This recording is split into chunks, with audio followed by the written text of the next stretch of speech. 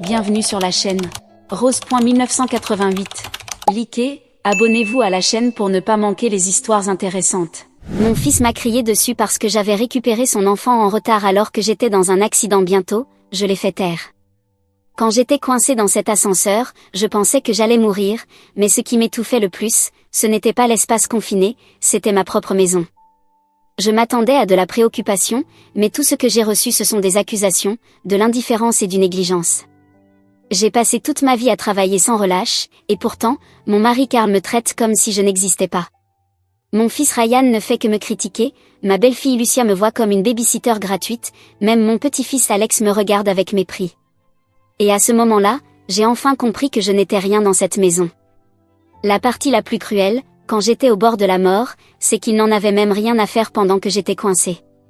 Karl se plaignait que je l'interrompais dans sa danse avec sa maîtresse, Ryan était furieux que je lui ai causé du retard pour récupérer son fils. Et quand je suis rentrée chez moi, boitant et épuisée, la seule chose qu'ils avaient à me dire c'était « Va préparer le dîner, ça suffit ». J'ai enduré toute une vie de cela, mais plus maintenant. Cette fois, ils vont voir que je ne suis pas quelqu'un qu'on peut écraser. Quand j'ai jeté mon tablier et dit « J'en ai fini », quand j'ai pris ma valise et déclaré « Je veux un divorce », j'ai vu la peur sur leur visage. J'ai entendu leurs supplications désespérées et à ce moment-là, j'ai enfin pris le contrôle de ma vie. Ma vie ne faisait que commencer. J'étais en route pour récupérer mon petit-fils Alex quand l'imprévu s'est produit. L'ascenseur a mal fonctionné alors qu'il atteignait le 8e étage. Un bruit sourd a résonné dans l'espace, suivi d'un violent secousse. La chute soudaine m'a envoyé m'écraser sur mes mains et mes genoux. Mon cœur battait dans ma gorge, chaque nerf de mon corps hurlait de terreur. Puis, tout aussi soudainement, l'ascenseur s'est arrêté. J'ai laissé échapper un souffle tremblant, m'effondrant contre le mur, mes membres privés de toute force. Coincée avec moi, il y avait une jeune femme déjà en larmes, son visage pâle de peur. Elle s'est précipitée sur ses pieds et a appuyé sur le bouton d'appel d'urgence. Une voix a répondu rapidement, nous assurant que de l'aide était en route, nous incitant à rester calmes, mais comment pouvions-nous ? L'ascenseur était encore dangereusement suspendu, personne ne savait ce qui allait se passer ensuite. Un sentiment de terreur m'a envahi. J'ai sorti mon téléphone, désespéré de passer ce qui pourrait être mon dernier appel à Karl. La ligne a été établie et avant que je ne puisse dire un mot, sa voix irritée m'a coupé. Je suis en train de danser, je n'ai pas le temps pour ça. Et sur ces mots, il a raccroché. J'ai rappelé, il n'a pas répondu. La panique montait, j'ai appelé Ryan ensuite. Je ne savais pas combien de temps j'allais être coincée ici, je ne savais pas si je sortirais vivante, mais une chose que je n'avais pas oubliée, c'était que je devais récupérer Alex. Cette fois, j'ai éclairci ma gorge avant de parler. Dès que l'appel a été établi, j'ai rapidement expliqué ma situation, lui demandant de ne pas s'inquiéter et de récupérer Alex. Sa réponse, tu es complètement inutile. La ligne est tombée à nouveau. J'ai fixé mon téléphone, ma vision floue. J'avais tellement à dire, tant de choses que je voulais laisser derrière, mais je n'avais même pas eu la chance de dire adieu. À côté de moi, la jeune femme appelait son petit ami. Au début, il la réconfortait, mais au fil du temps, sa patience a commencé à s'épuiser. « Babe, écoute, j'ai du travail à faire, je dois soumettre un rapport avant la date limite. Ne t'inquiète pas, attends juste l'équipe de secours, d'accord ?» Son souffle s'est saccadé. « Si tu raccroches, on se sépare. » Allez, chérie, ne sois pas comme ça. Tu dois comprendre, j'ai aussi des responsabilités. Tu vas bien, appelle-moi quand tu seras sortie, d'accord ? Je viendrai te chercher, ne le fais pas. L'appel s'est terminé, elle a serré la mâchoire, essuyé ses larmes, et sans hésitation, a bloqué son numéro. L'ascenseur est tombé dans un silence absolu. J'avais entendu chaque mot. Ces jeunes avaient la vie facile. S'ils étaient blessés, ils pouvaient simplement partir. Karl m'avait raccroché au nez tellement de fois que j'avais perdu le compte. Chaque fois que j'appelais, ses premiers mots étaient toujours « Qu'est-ce que tu veux ?» Et chaque fois, avant même que je puisse dire quoi que ce soit, il raccrochait. Mais aujourd'hui, et si cela avait été mon dernier appel ? Regretterait-il cela ? J'ai secoué la tête. Non, il ne le ferait pas. Je refusais de parier ma vie sur son remords. Je survivrais. Je devais. Madame, votre genou, il est gonflé, la jeune femme a soudainement poussé un cri. Je suis revenue à la réalité, jetant un coup d'œil vers mon genou et ajustant mon pantalon. Ça va, je me suis cognée quand l'ascenseur est tombé plus tôt. Oh, d'accord, tant que vous allez bien. Mon Dieu, c'est terrifiant. Ne t'inquiète pas, ma chérie, murmurai-je, ma voix plus stable que je ne me sentais. On va bien s'en sortir. Blottis ensemble dans cet espace sombre et exigu, nous avons enduré l'attente angoissante, accrochés à l'espoir. Enfin, le secours est arrivé. Lorsque nous avons été sortis, la nuit était tombée. Je n'ai pas pu me résoudre à prendre un autre ascenseur. À la place, j'ai monté les escaliers, 10 étages, traînant ma jambe blessée derrière moi. Lorsque j'ai atteint mon appartement, tout mon corps tremblait de fatigue, de douleur et de faim. Je n'avais presque plus la force de tourner la poignée de la porte. Dès que je suis entrée, la voix furieuse de Ryan a explosé dans mes oreilles. « Ah, tu as enfin décidé de te montrer. Tu te rends compte combien tu m'as fichu en l'air aujourd'hui ?» Je suis restée figée dans l'embrasure de la porte. Il ne m'a pas demandé si j'allais bien, il n'a pas remarqué que j'étais à peine debout. Sa colère ne faisait qu'augmenter. J'ai dû prendre un congé pour récupérer Alex. Tu sais ce que ça m'a coûté ? Un énorme contrat, volé à la dernière minute. Tu sais combien je travaille dur et tout ce que je demande, c'est que tu t'occupes d'une petite chose, m'aider une fois et tu n'es même pas capable de le faire. Mais qu'est-ce que tu vaux ? Assez, arrête de discuter, tu déranges Alex pendant qu'il étudie, a interrompu Lucia, qui sortait de la chambre d'Alex. Son expression s'est assombrie dès qu'elle m'a vue. Elle a poussé un soupir d'impatience. Suzy, dépêche-toi et prépare le dîner, il est tard et on meurt de faim. J'ai cligné des yeux, les mots s'infiltrant dans mon esprit. Puis, sans un mot, je me suis tournée et boitée vers la cuisine. Tout le temps, Karl est resté étendu sur le canapé, les yeux collés à la télévision, totalement indifférent à tout ce qui se passait autour de lui. Il n'a même pas levé les yeux. Aucun d'eux n'a remarqué à quel point j'étais pâle, personne n'a vu mes jambes tremblantes, comment je luttais à chaque pas. Et soudain, un profond sentiment d'injustice m'a envahi. Je venais de traverser quelque chose de terrifiant. J'avais été coincée dans un ascenseur, impuissante et terrifiée, j'avais à peine réussi à rentrer chez moi, épuisée et en douleur. Et pourtant, personne ne m'a demandé si j'allais bien. Personne ne s'est inquiété de savoir si j'étais blessée, si j'avais peur. Tout ce qui les intéressait, c'était que je n'avais pas récupéré Alex à l'heure. Mon esprit a dérivé vers la dernière fois où j'avais demandé de l'aide à Karl. Mon rhumatisme s'était tellement aggravé que je pouvais à peine marcher, la douleur était implacable, me transperçant les os jour et nuit. J'avais supplié Karl de récupérer Alex, juste quelques jours, juste jusqu'à ce que je puisse bouger sans souffrir, mais il avait refusé. Il avait une répétition de danse avec notre voisine, Vivian, et apparemment, c'était plus important. Quand Ryan en avait entendu parler, il ne s'était pas fâché contre Karl, il s'était fâché contre moi. « Maman, tu es ridicule. Papa a passé des années à travailler loin de chez nous, il a souffert plus de 10 ans, maintenant qu'il est plus vieux, il mérite de se reposer. Mais toi, tu n'as jamais eu de travail, tu ne sais pas à quel point c'est dur de travailler, et maintenant tu inventes des excuses pour te soustraire à quelque chose d'aussi simple que d'aller chercher Alex.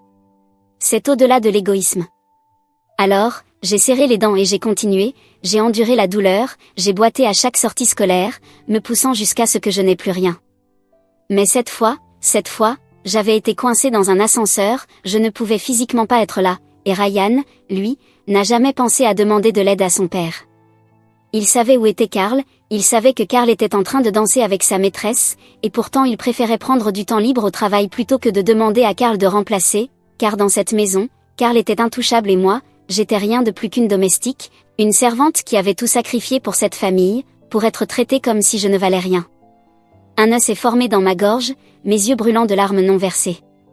Pendant des années, je m'étais dit que j'étais habituée à ça, l'indifférence froide de Karl, les exigences constantes de Ryan et Lucia, leurs mots acérés qui me coupaient comme des couteaux.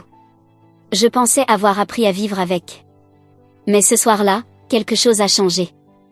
Peut-être était-ce la douleur dans ma jambe, qui irradiait jusqu'à ma poitrine, peut-être était-ce le poids écrasant de tout ce que j'avais enduré, ou peut-être que, pour la première fois de ma vie, j'avais enfin compris la vérité, je ne pouvais plus supporter ça, je ne le supporterais plus. Et j'ai juré à ce moment-là, ils allaient payer pour chaque chose qu'ils m'avaient faite. Le dîner est-il prêt ? La voix impatiente de Karl éclata depuis le salon. Je revins brusquement à la réalité, inspirant profondément, puis, sans hésiter, jeté le torchon de côté et partit. Je n'avais pas préparé le dîner. Karl fronça les sourcils, clairement mécontent. Tu es si lente. Vivian m'a déjà envoyé des messages pour me dire de venir danser. Tant pis, je vais sauter le dîner. Avec cela, il se leva, redressa ses vêtements à peine froissés et sortit son téléphone en se dirigeant vers la porte. J'arrive, j'arrive. Je descends dans une seconde, dit-il d'un ton léger, presque enthousiaste. C'est alors que Ryan sortit de sa chambre, l'expression sombre. Maman, qu'est-ce que tu fais? J'en avais assez. Celui qui veut manger peut bien cuisiner, déclarai-je. J'en ai fini.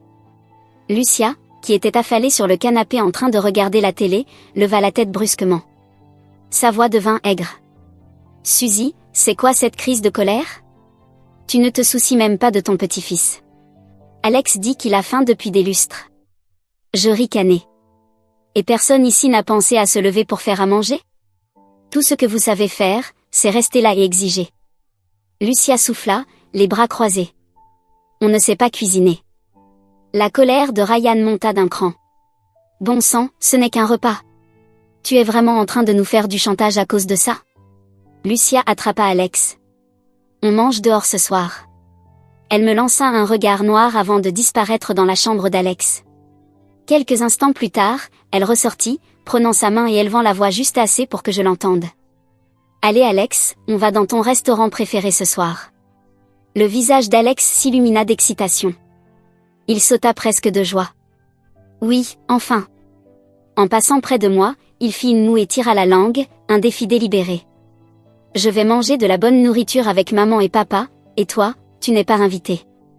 Tu as toujours détesté ma cuisine, tu me détestes à chaque fois que je viens te chercher à l'école. Tu fais des crises pour de la glace, mais ton estomac est sensible et je dois contrôler ce que tu manges. Tu me détestais pour ça. La porte d'entrée claqua, et comme ça, la maison tomba dans un silence pesant, une immobilité suffocante. Je suis restée seule un long moment, pétrifiée, puis, lentement, je me suis traînée jusqu'au canapé et me suis affalée. Je remontai ma jambe et examinai mon genou. Les bleus étaient devenus d'une couleur violette nauséabonde, et le gonflement était bien pire qu'auparavant. Je pris la trousse de premier secours, mes mains tremblant en nettoyant la blessure. La douleur piquait intensément, si fort que des larmes glissèrent silencieusement sur mes joues. Une fois que j'eus terminé, l'épuisement m'envahit comme une vague. Je n'arrivais même pas à rejoindre mon lit et m'évanouis là, sur le canapé. Je n'avais aucune idée de combien de temps s'était écoulé, quand le bruit de la porte d'entrée qui claquait me réveilla. Karl était de retour. La première chose qu'il fit fut de fouiller dans les armoires. Où est la trousse de premier secours? Je me figeai, le souffle court. Est-ce que c'était enfin le moment? Avait-il enfin remarqué ma blessure? Mes yeux se remplirent d'un espoir embarrassant et involontaire. Peut-être, juste peut-être, avait-il vu mon genou enflé. Peut-être qu'il s'en souciait. Lucia hésita avant de répondre. Je crois que c'est sous le meuble TV. Ryan fronça les sourcils en s'approchant. Papa, qu'est-ce qui s'est passé? Tu t'es blessé? Pourquoi tu as besoin de la trousse de premier secours?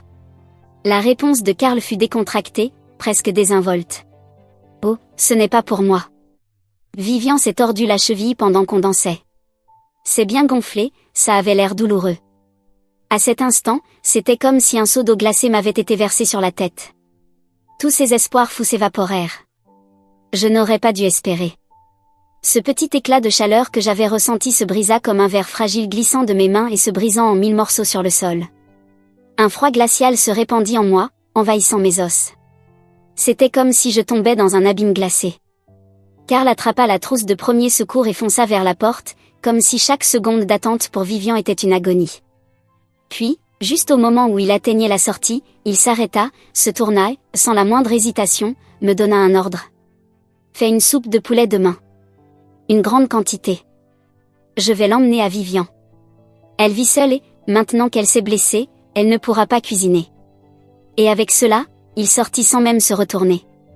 Ryan réagit à peine, sortit son portefeuille et lança quelques billets négligemment sur la table. Maman, va au marché tôt demain et achète le poulet et les légumes les plus frais.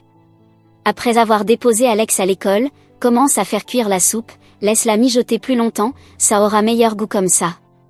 Je l'ai fixé, l'esprit vide. Ce n'était pas qu'il ne savait pas comment prendre soin de quelqu'un. C'était juste qu'il n'avait jamais pensé à prendre soin de moi. L'image de la jeune femme de l'ascenseur traversa mon esprit.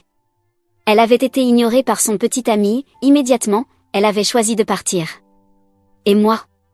J'avais enduré toute une vie de négligence bien plus grande, de blessures bien plus profondes, et je n'avais jamais pensé à partir. Parce qu'à partir du moment où je suis née, on m'a appris à endurer, à obéir, à sacrifier. J'étais jeune, naïve, croyant que le mariage serait mon refuge. Mais après avoir épousé Karl, je réalisais que je venais simplement de rentrer dans une autre prison. Il était de mauvaise humeur, cruel, impatient. La moindre contrariété le mettait en colère. Parfois sa colère n'était que des mots, parfois c'était pire. Mais je ne suis jamais partie, parce que je n'avais nulle part où aller. J'avais été élevée dans une famille stricte et conservatrice, forcée de quitter l'école jeune. Je n'avais ni éducation, ni travail, ni compétences, à part le ménage. Alors je suis restée. Si le dîner ne lui plaisait pas, il me criait dessus. Si la maison n'était pas impeccable, il me criait dessus. Si le bébé pleurait trop, il me criait dessus. Une fois, quand je n'en pouvais plus, je suis rentrée chez ma mère en pleurant, mais avant même la fin de la journée, ma famille m'a renvoyée chez moi. Une fille mariée ne rentre pas chez ses parents, peu importe à quel point tu te sens lésée. Tu dois avaler ça. Et j'ai avalé. J'ai appris à cuisiner, à nettoyer, à endurer, à devenir invisible. Puis, Karl partit pour poursuivre des affaires dans une autre ville. Il est parti pendant plus d'une décennie, et je suis restée, élevant Ryan seul, m'occupant de sa mère vieillissante, tenant la maison ensemble, jour après jour, année après année. Puis, lorsque Ryan se maria et eut sa propre famille, il nous installa, Karl et moi, en ville. Il appela cela nous faire profiter de la vie. Les anciens voisins à la campagne m'enviaient. Ton fils est tellement réussi, Karl a dû adoucir avec l'âge, il ne te frappe plus, n'est-ce pas? Tu as enfin des jours heureux devant toi. Les bons jours? Karl m'ignorait, Ryan me donnait des ordres, Lucia me traitait comme une main-d'œuvre gratuite, et Alex, mon propre petit-fils, me détestait. J'avais tout donné à cette famille et en retour, je n'étais rien de plus qu'une servante. J'en avais assez. J'avais sacrifié trop. Est-ce que j'étais censée passer le reste de mes jours comme ça, à endurer leur froide indifférence, leur cruauté méprisante, leur manque absolu de respect? Et soudain, la voix de cette fille dans l'ascenseur résonna dans ma tête, je veux rompre. Non, je ne voulais pas juste rompre. Je voulais un divorce. Divorce. Je veux divorcer. Au moment où ces mots quittèrent mes lèvres, c'était comme si 1000 livres avaient été enlevés de mes épaules. Pour la première fois depuis des décennies, je me redressai. Ryan leva la tête, les yeux écarquillés de choc. Quoi? Qu'est-ce que tu viens de dire? Je pris une profonde inspiration, croisai son regard et répétai lentement, de façon délibérée. Je veux un divorce. J'en ai fini de servir cette famille de parasites ingrats. Je m'en vais. Je refuse de gaspiller une seconde de plus de ma vie à m'occuper de vous. Le visage de Ryan se durcit et sa voix devint tranchante. Maman, tu as perdu la tête? Tu es trop vieille pour parler de divorce. Tu n'es pas gênée? Tu sais à quel point ce sera humiliant? Les gens vont se moquer de nous. Lucia roula des yeux en soupirant. Oh Suzy, c'est la ménopause qui parle, c'est ça? De quoi tu te plains exactement? Vivian, c'est juste la partenaire de danse de papa. Tu fais tout un cinéma pour rien. L'expression de Ryan changea alors, l'air de la compréhension l'envahit. Attends, c'est à cause de Vivian, maman? Tu n'es pas sérieuse, ils dansaient juste ensemble, et tu veux divorcer pour ça? C'est ridicule. Je secouai la tête, ma voix ferme. Peu importe ce que tu penses, j'ai pris ma décision. Une étrange sérénité s'installa en moi. Pour la première fois de ma vie, je ne cherchais pas de permission, je n'attendais pas d'approbation.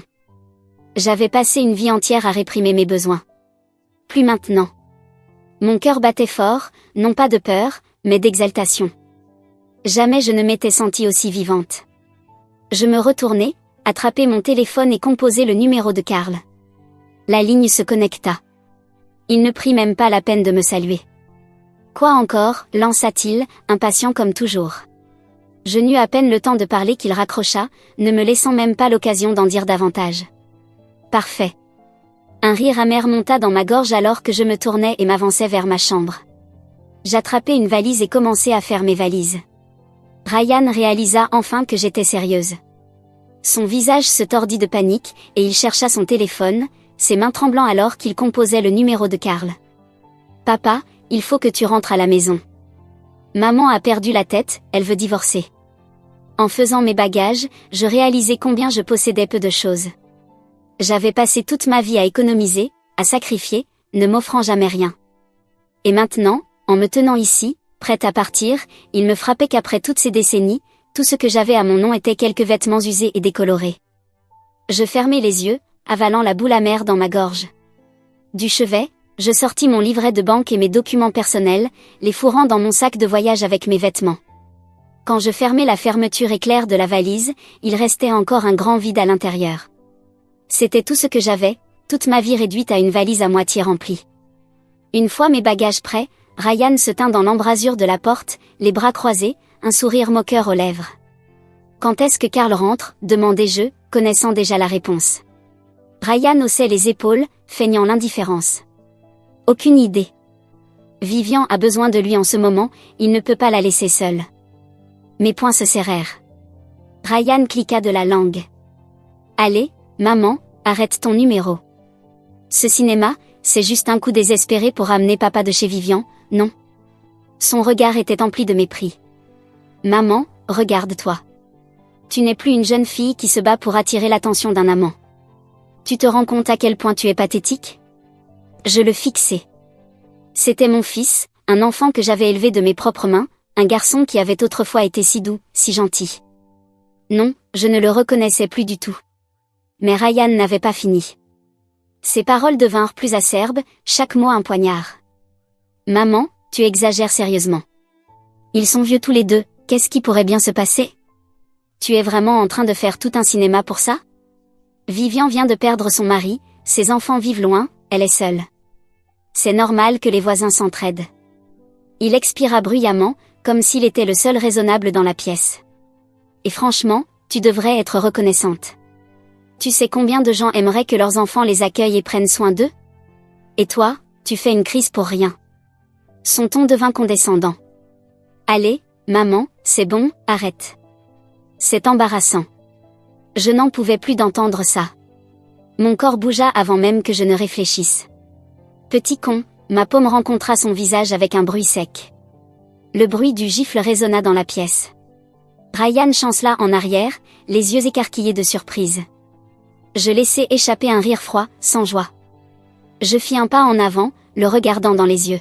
« Tu crois vraiment que je devrais être reconnaissante de passer chaque jour à cuisiner, à nettoyer et à servir des adultes qui refusent de bouger le petit doigt ?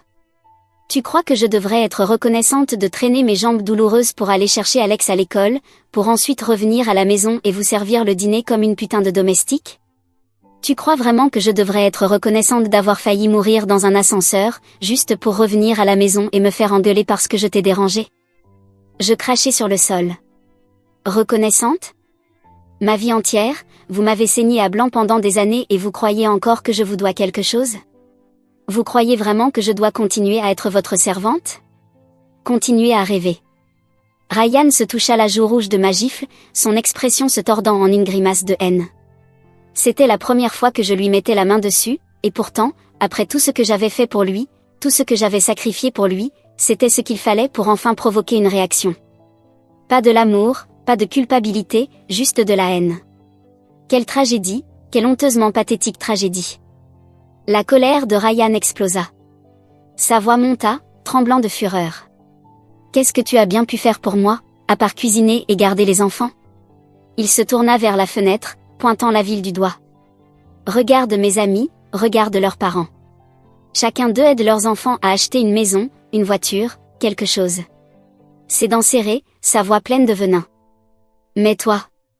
Il pointa son doigt vers moi. « T'es la pire. Au moins papa m'a acheté une voiture. Qu'est-ce que tu m'as jamais donné ? T'as jamais travaillé un seul jour de ta vie, t'as jamais gagné un centime. Non, tu peux même pas te soutenir toute seule. » Il se détourna, un rictus de dégoût sur le visage. « T'es qu'un poids mort, un fardeau. » Sa voix devint pleine de mépris. « Alors, Qu'est-ce qui te donne le droit de me faire la morale? Mon corps entier tremblait de rage.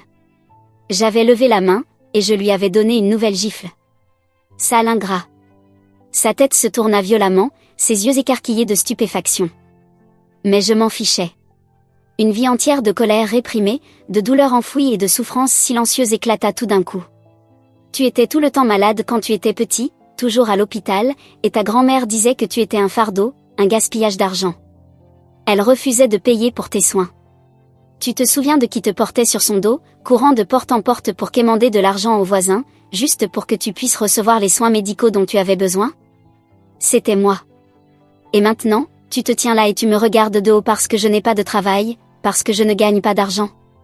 Tu sais pourquoi je n'ai jamais travaillé?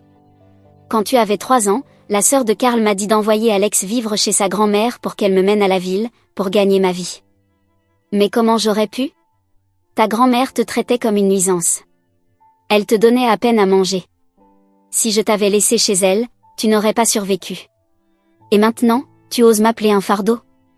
Un rire amer et vide m'échappa. Quand tu étais petit, tu étais le fardeau que j'ai dû porter chaque jour, mais est-ce que je t'ai jamais en voulu? Est-ce que je t'ai jamais reproché quoi que ce soit? Non. Je t'aimais, tu étais mon tout. Le visage de Ryan perdit sa couleur, ses lèvres s'ouvrirent, tremblantes, comme s'il voulait dire quelque chose, mais aucun mot ne sortit, car il ne se souvenait plus. Il avait passé tant d'années à me blâmer, à me regarder de haut, à me traiter comme la femme de ménage non payée de la famille, sans jamais s'arrêter un instant pour penser à tout ce que j'avais fait pour lui. Je pris une respiration tremblante, essuyai mes yeux et forçai ma voix à rester calme. Oui, ton père a travaillé loin de la maison pendant plus d'une décennie, et tu penses qu'il a souffert, mais sais-tu que pendant les 10 premières années, il n'a jamais envoyé un centime? Sais-tu que c'était moi qui maintenais cette famille à flot? Sais-tu que chaque repas que tu as mangé, chaque vêtement que tu as porté, chaque fois que tu étais malade, c'était tout sur moi? Tu penses qu'il a souffert? Je laissai échapper un petit rire amer. Tu t'es déjà demandé ce que moi j'ai enduré? Et enfin, les larmes arrivèrent. Je les avais retenues si longtemps, mais elles coulèrent maintenant, emportant avec elles des décennies de fatigue, de chagrin et de douleur. La bouche de Ryan s'ouvrit et se ferma. Il suffoquait sous ses propres mots, peinant à parler. Maman. Il tendit la main vers moi, mais je reculai. Sa main resta suspendue dans l'air, choquée. Pour la première fois, une véritable panique se lisait dans ses yeux, mais cette fois, je ne comptais pas adoucir ma position. Je séchai mes larmes, contrôlai ma respiration et parlais d'une voix si calme qu'elle en devenait glaciale. Ryan, je ne te dois rien. Je t'ai donné tout ce que j'avais, alors tu n'as aucun droit de me juger, aucun droit de me blâmer. Le corps de Ryan trembla, son visage se tordit de douleur, dans quelque chose qui ressemblait presque à des regrets. Après un long silence, il parla enfin, d'une voix basse et rauque. Maman, j'avais tort. J'ai été égoïste. Je n'aurais pas dû te traiter comme ça. Je suis désolée. Je marquai une pause. Ryan qui s'excusait, mais étrangement, je ne ressentis rien. J'avais été déçue trop de fois. Et effectivement, à l'instant suivant, il attrapa ma main, sa voix soudainement douce, presque suppliante. Maman, on peut juste faire une pause, d'accord? Oublions ce soir, on peut revenir comme avant, et on vivra heureux à nouveau, en famille. Je laissai échapper un rire sec et sans joie. Laisse-moi deviner, tu penses toujours que c'est de ma faute, que c'est moi qui fais un drame? Ryan sursauta, pris au dépourvu. Non, maman, ce n'est pas ce que je voulais dire. Je l'interrompis, ma voix calme mais glaciale. Ton père ne s'est jamais soucié de cette famille. Quand il était jeune, il était toujours trop occupé à aider les autres. Et maintenant qu'il est plus vieux, il reste pareil, à peine il me parle, mais il court autour de l'autre femme, en tant que soignant. Ryan secoua immédiatement la tête, se précipitant pour défendre Karl. Maman, tu te fais des idées. Ce n'est que de la médecine, c'est juste de la solidarité entre voisins, ce n'est pas un gros problème. Je le fixai longtemps, puis laissai échapper un petit rire froid. Vraiment? Alors allons voir par nous-mêmes. Karl et Vivian n'étaient jamais juste des partenaires de danse. J'avais remarqué, il y a des mois, les regards furtifs, les touches insistantes. Et maintenant que le mari de Vivian était décédé, il ne tentait même plus de le cacher. Divorce, bien sûr, je divorçais. Mais je ne partais pas discrètement. Vivian vivait au rez-de-chaussée.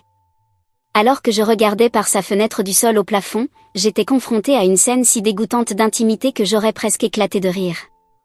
Dans la lumière dorée tamisée, Vivian était assise sur le canapé, une jambe posée sur les genoux de Karl, jouant le rôle de la demoiselle fragile et impuissante.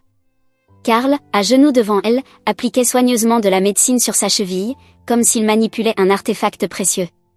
Son visage était si doux, si concentré, comme s'il n'était pas le même homme qui m'avait ignoré pendant toutes ces années. Mes yeux se plissèrent, mes lèvres se tordirent en un sourire froid. Voilà ce que vous appelez de la préoccupation entre voisins. Ryan, debout à côté de moi, agita la main d'un geste distrait, son ton nonchalant. Regarde-le, son visage est sérieux, il ne se passe rien d'inapproprié. C'est tard, est-ce que cette petite enquête était vraiment nécessaire? Tais-toi et regarde. Ma voix était glaciale. Karl finit d'appliquer la pommade, et lorsque Vivian grimpa de douleur, il se pencha pour souffler doucement sur sa cheville. Ryan laissa échapper un rire nerveux. Eh bien, tu sais, souffler sur une blessure, c'est assez normal, non? Il s'interrompit, car à la seconde suivante, Karl attira Vivian dans ses bras et l'embrassa. Comme une étincelle qui rencontre du bois sec, la tension s'enflamma instantanément. Vivian fit une tentative à moitié résignée pour le repousser, sa voix aussi douce qu'une plume. Ferme les rideaux. Karl hésita, sur le point de se lever, mais c'est à ce moment-là qu'il me vit. Nos regards se croisèrent, l'air se figea, et une lumière aveuglante éclaira l'endroit. Merde, le flash de mon téléphone était allumé. Oups, désolé, j'ai laissé le flash allumé. Une voix familière s'éleva derrière moi. Attends, cette voix. Je me retournai et ne pus retenir un éclat de rire. Ce n'était pas que Tracy, elle avait amené toute la bande. Je ne lui avais dit que moi, mais d'une manière ou d'une autre, un groupe entier d'amis âgés l'avait suivi. Ces femmes se plaignaient habituellement de leurs genoux douloureux et de leur dos meurtri, mais dès qu'elles sentaient l'odeur du gossip, elles couraient plus vite que des lévriers.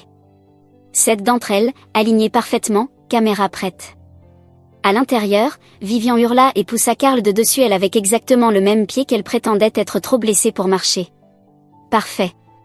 Ryan paniqua, sa voix brisée alors qu'il se tourna vers Tracy. Tracy, qu'est-ce que tu fais ici? Qu'est-ce que tu viens d'enregistrer? Tracy sourit, croisant les bras sur ses hanches. Qu'est-ce que tu veux dire? On faisait juste une petite promenade du soir, c'est normal, non? On n'a rien fait de mal, Ryan.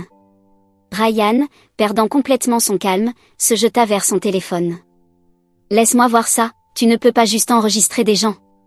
Tracy esquiva avec aisance, serrant son téléphone comme un trésor. Laisse mes genoux tranquilles, si tu me fais mal, je vais porter plainte pour agression. L'une des autres femmes intervint. Ne t'inquiète pas, mesdames, j'ai déjà envoyé ça dans le groupe. Qui a un téléphone? Vérifiez vous-même. Ryan devint livide. Supprime-le maintenant, vieille folle. Les vieilles dames éclatèrent de rire. Trop tard. Et juste à ce moment-là, Karl sortit en trombe, son visage orageux. Qu'est-ce que vous foutez, c'est taré? Tracy posa ses mains autour de sa bouche et cria. Regardez tout le monde. Le mari infidèle est là. En quelques secondes, des fenêtres s'ouvrirent dans tout le quartier. Des dizaines de voisins curieux se penchèrent. Tracy pointa dramatiquement Karl. Voici Karl et voici Vivian. Son mari n'est même pas encore enterré depuis quelques mois et elle est déjà dans les bras d'un homme marié. Et devinez quoi? On a tout filmé. Si vous voulez voir, venez jeter un œil. Karl rugit. Ferme-la, tu dis n'importe quoi. Mais Tracy ne se laissa pas faire. Ah, ça y est, ça fait mal, hein. Pourquoi être si défensif? On t'a pris sur le fait. On ne peut même plus en parler maintenant? Karl tenta de faire un pas en avant, mais il ne fit pas le poids. Les 7 femmes se refermèrent autour de lui, comme une meute de loups. L'une d'elles ricana, la voix emplie de sarcasme. Mesdames et messieurs, voici Karl et sa chère Vivian. Ils pensaient pouvoir vivre tranquillement leur petite romance, mais ils ont oublié de fermer les rideaux. C'est comme s'ils voulaient un public. Une autre intervint, les yeux rivés sur Vivian. Vivian, ton mari est à peine mort, et tu es déjà dans les bras d'un autre homme? C'est du sport olympique, ça. Si tu adores tant ça, pourquoi ne pas le faire dans la rue? On serait heureux de vous applaudir, en fait, mesdames, j'avais remarqué ça depuis des mois. Ils s'étaient discrètement fréquentés pendant un moment. Un souffle collectif se fit entendre, puis... Oh mon Dieu, tu crois que le mari de Vivian est mort du choc de leur liaison? Jésus, ils sont pires que je ne le pensais. Le visage de Karl était livide, et Vivian, humiliée, semblait prête à s'évanouir. Quant à moi, je suis restée là, les bras croisés, savourant le spectacle. Le fiasco prit fin lorsque la police arriva. Karl semblait être une épave totale, ses vêtements déchirés, ses cheveux épars, tout son corps en désordre et humilié. Tout le quartier avait assisté à la scène, et maintenant, tout le monde en parlait. Je restais à distance, le regardant se démener dans une colère aveugle, complètement désemparée. Et pour la première fois en des années, je ressentis une satisfaction pure et sans filtre. C'était délicieux. Lorsque je rentrais chez moi, il était bien passé minuit. Karl était assis dans le salon, son visage sombre comme un orage imminent. Dès qu'il me vit, toute son expression se déforma en une rage incontrôlable. « Espèce de folle, c'était toi qui as fait ça ?» Je lui répondis avec un sourire calme et froid. « Oui, c'était moi. » « Et alors ?» Tout son corps tremblait de colère. « Femme venimeuse !» Il frappa son poing sur la table, son rugissement emplissant la pièce. « Je suis ton mari et tu oses me faire ça ?» Ryan entra derrière lui, l'air complètement fou. Il respirait fort, ses mains dans ses cheveux, les yeux remplis de pure frustration. « Maman, c'est quoi ce bordel ?» Son regard me brûlait, plein de déception et de reproches, comme si lui-même était la victime de cette humiliation. « Peu importe ce qui se passe, tu aurais dû garder ça pour toi. On ne lave pas son linge sale en public. Tu te rends compte de ce que tu as fait? Comment je vais maintenant affronter les gens? Est-ce que j'ai encore un peu de dignité? » Je ne le regardais même pas, tournant mon attention vers Karl, pointant directement vers lui. « Pourquoi ne lui poses-tu pas cette question? C'est lui qui est monté sur Vivian, à la vue de tout le monde. C'est lui qui t'a disgracié. » Le visage de Ryan se figea, et Karl, quant à lui, devint d'un rouge menaçant. Sa voix monta dans un hurlement furieux. « Tu es folle, une vraie lunatique. » Il désigna la porte d'un doigt accusateur. « Divorce. Je veux un divorce maintenant. Sors de ma maison, prends tes affaires et pars immédiatement. » Pour la première fois ce soir-là, je ressentis une vague de soulagement. Enfin. J'avais attendu ce moment, m'inquiétant que Karl essaie de faire traîner les choses, me refuse de me laisser partir, me piégeant dans cette prison. Mais non, il me mettait dehors lui-même. Parfait. Je ne dis rien d'autre. Je me tournai simplement, me dirigeai vers ma chambre et pris ma valise déjà prête. J'étais prête à partir depuis des heures. Je la jetai sur mon épaule, entièrement préparée à quitter cette maison pour toujours. Mais juste au moment où j'arrivais à la porte, Karl se plaça devant moi, me bloquant le passage. « Arrête-toi là !» Ses yeux étaient rivés sur ma valise, une lueur de malice y scintillant. « Pose ça, dit-il, sa voix tranchante et remplie de malveillance. Tu ne prends rien. Tout dans cette maison a été acheté avec M1 argent. Tu pars les mains vides. » Cette phrase, cette audace absolue, me fit éclater de rire. Un rire lent, froid, délibéré. Puis, sans un mot, je posai ma valise. Ryan poussa un léger soupir de soulagement, pensant que j'avais cédé. Mais je marchai dans la cuisine, puis, une seconde plus tard, je ressortis, un couteau de cuisine brillant dans les mains. Le visage de Ryan devint blanc comme un fantôme. Karl fit un pas en arrière instinctivement. Je serrai fermement la poignée du couteau, mes yeux devenant acérés, meurtriers. « Écoute bien, Karl, si tu ne me laisses pas vivre en paix, alors on va descendre ensemble. » Là, le temps sembla se figer, remonter des décennies en arrière. Une fois, quand j'étais jeune et désespérée, j'avais tenu un couteau semblable, face à quelqu'un qui avait essayé de me faire du mal et de nuire à mon enfant. Non.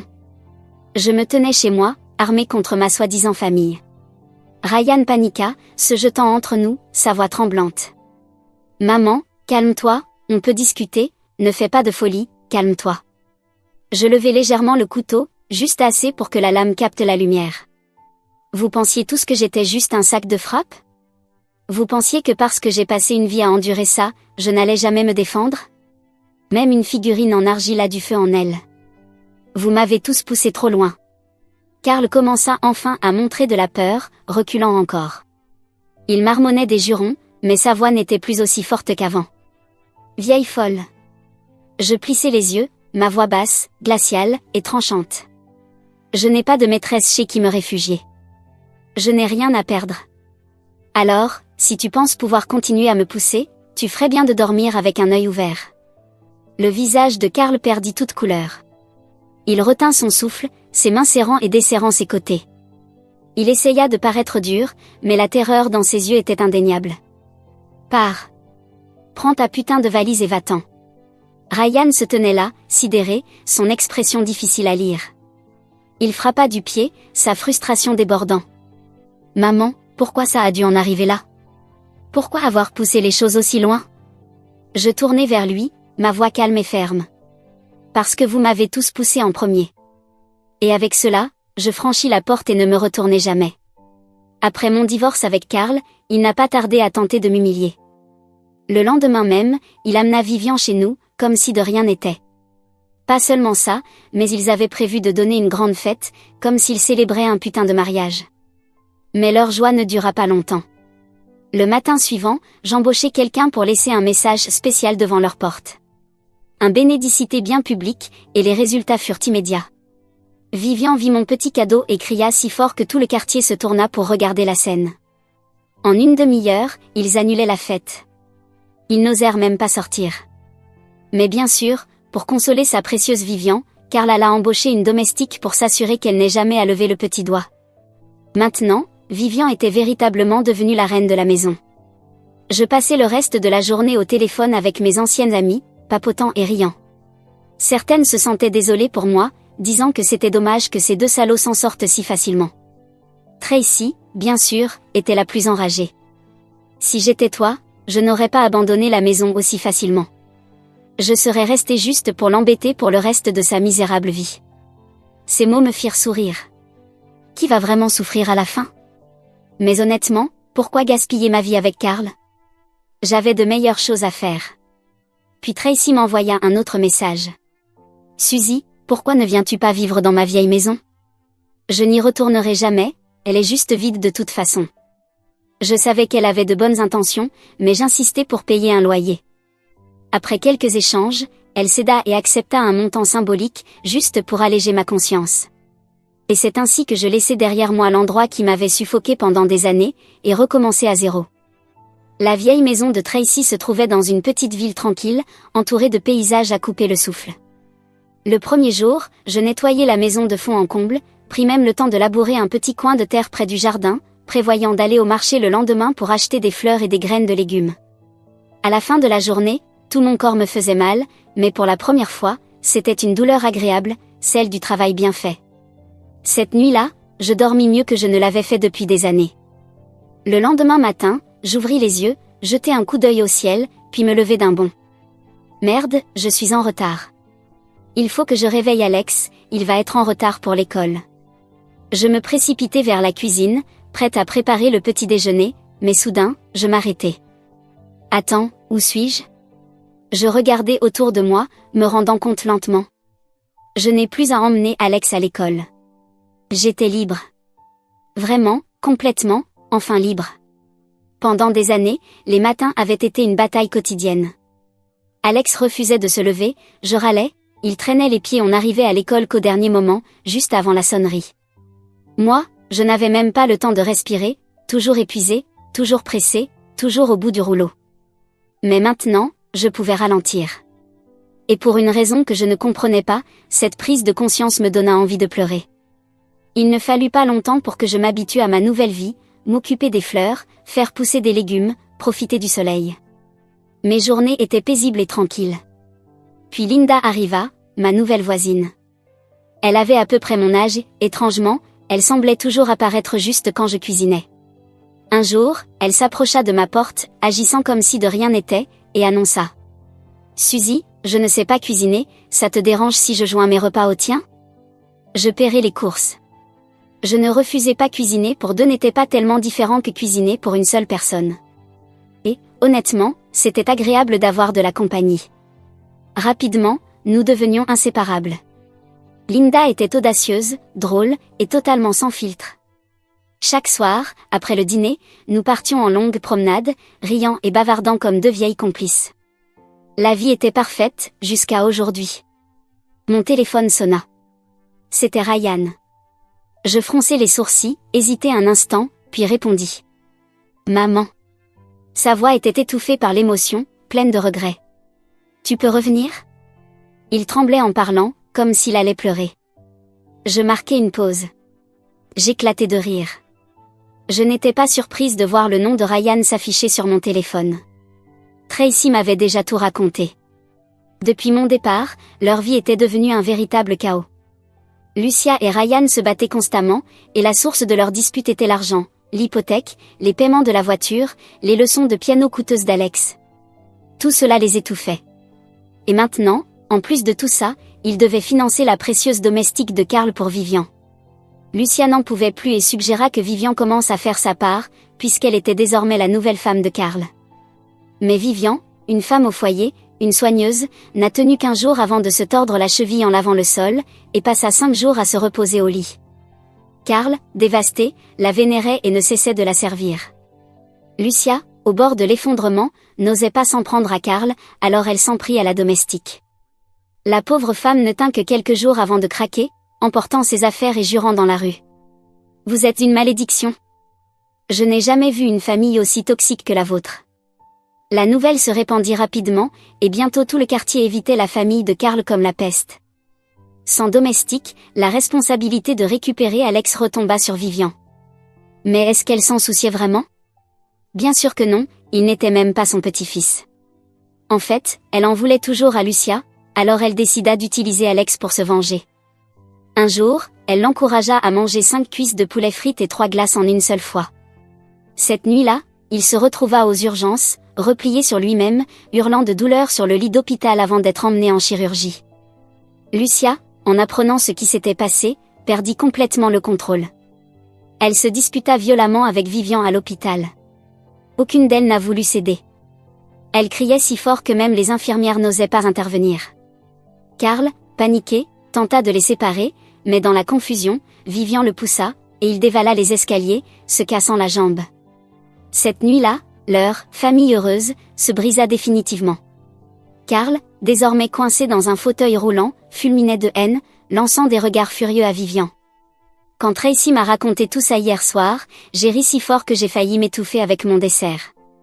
La vengeance, c'est vraiment quelque chose de magnifique. Mais Ryan n'avait aucune idée de tout cela. Il ne savait pas que j'étais déjà au courant. Alors, quand j'ai pris son appel, il se lança directement dans une longue et dramatique histoire de malheur. Maman, Alex est à l'hôpital. Il a été emmené là-bas hier soir. Il vient juste de sortir de la chirurgie. Le pauvre Alex, c'est juste un petit garçon. Comment peut-il traverser tout ça? Je restai silencieuse, l'écoutant. Ryan s'interrompit, réalisant que je ne réagissais pas. Il changea rapidement de tactique. Maman, peux-tu revenir, s'il te plaît? Même si toi et papa êtes divorcés, tu seras toujours la grand-mère d'Alex. Il t'appelle dans son sommeil, maman. On a besoin de toi. Reviens à la maison, s'il te plaît. En l'écoutant, mes sourcils se froncèrent. Ryan n'était qu'un menteur. Je ne pouvais plus supporter de l'entendre. Depuis quand avait-il besoin de moi? Ce n'était pas pour Alex qu'il m'appelait, c'était parce qu'ils avaient encore besoin d'une babysitter gratuite. Toujours les mêmes méthodes, toujours les mêmes ruses. Je ne tins plus. Tu penses sérieusement que je suis aussi stupide? Tu me manques, tu as besoin de moi? Ne me fais pas rire. Vous n'avez plus personne à exploiter. Vous avez invité Vivian chez vous, maintenant vous en payez le prix. Vous ne vous attendiez pas à ça, n'est-ce pas? Eh bien, tant pis. C'est votre foutoir, à vous de le nettoyer. Et Karl? Il est juste dans un fauteuil roulant. Quelle tragédie. Il aurait dû se casser le cou à la place. La prochaine fois qu'il meurt vraiment, appelle-moi. Je viendrai volontiers assister à ses funérailles. Au revoir. Sans hésiter, je raccrochai. En posant le téléphone, je laissai échapper un long soupir, comme si j'avais enfin lâché un fardeau énorme. Linda avait observé toute la scène. Elle se laissa tomber en arrière, les bras croisés, un sourire satisfait sur le visage. « J'avais bien peur que tu n'aies un peu de compassion pour lui, » avoua-t-elle. J'étais à 2 doigts de te voler ton téléphone et de lui cracher dessus moi-même. Je ris en secouant la tête. Relax, je n'ai pas encore perdu la tête. Linda laissa échapper un petit soupir, son expression se faisant soudain plus distante. Tu ne m'as jamais demandé pourquoi je suis venue ici toute seule, n'est-ce pas, dit-elle. Mais je suppose que tu as déjà deviné. Elle sourit, mais ce n'était pas un sourire heureux. Je hochai la tête. Tu as vécu quelque chose de similaire à moi, n'est-ce pas? Linda hésita, puis secoua la tête. Oui et non. Elle prit une profonde inspiration et commença à raconter son histoire. Linda venait d'une petite ville côtière du Maine, un endroit connu pour ses fruits de mer et ses homards. Mais son mari, lui, n'était pas un pêcheur assidu. Il se disait pêcheur, mais si je devais compter combien de fois il était réellement allé en mer en un an, je n'aurais même pas besoin des deux mains. Ils étaient misérables. Elle n'eut d'autre choix que de quitter la ville et de travailler en ville, se donnant à fond pendant des années pour économiser assez d'argent. Finalement, elle gagnait plus que son mari. Mais est-ce qu'il l'appréciait? La remerciait-il? Non. Au contraire, il lui en voulait. Il lui disait: quel genre d'homme laisse sa femme subvenir aux besoins de la famille? C'est humiliant. Mais il s'est jamais demandé pourquoi il refusait de prendre un vrai boulot. Elle persévéra. Elle paya les études de son fils, finança son mariage, l'aida même à élever ses enfants. Elle pensait qu'enfin, peut-être elle pourrait se reposer. Et puis elle découvrit que son soi-disant meilleur ami avait eu une liaison avec son mari pendant des années. Et le pire dans tout ça? Toute sa famille était au courant, même son fils. Quand la vérité éclata, elle pensa au moins que son fils serait de son côté. Mais non. Comme Ryan avait pris le parti de Carl, son fils prit celui de son père. Tu as toujours travaillé, tu n'étais jamais là. Becca était celle qui s'est vraiment occupée de nous. Linda s'effondra sous le choc et le cœur brisé. Elle tomba malade et fut hospitalisée pendant 2 mois. Quand elle se remit, elle n'hésita pas. Elle prit sa part de l'argent et partit. Et c'est ainsi qu'elle se retrouva ici, avec un rire sans joie. Elle me regarda alors, une lueur amère mais déterminée dans les yeux. Tu sais quoi, Suzy, dit-elle d'une voix plus calme. J'ai travaillé toute ma vie pour les soutenir, et à la fin, qu'ai-je eu? J'ai acheté une maison à mon fils, j'ai payé pour ses enfants, et pourtant, il m'en veut de ne pas avoir été assez présente. Elle rit froidement. Quand je travaillais, j'étais négligente. Quand je ne travaillais pas, j'étais inutile. Elle exhala profondément. Parfois, je pense qu'on est toujours en faute, quoi qu'on fasse. Je posai doucement ma main sur son épaule. Non, le problème, ce n'est pas nous. C'est eux. Si la famille est brisée, alors nous construisons une nouvelle famille. Je lui souris chaleureusement. Regarde-nous, on vit ensemble, on prend soin les uns des autres, et on est plus heureux que jamais. N'est-ce pas ça qu'une vraie famille devrait ressentir?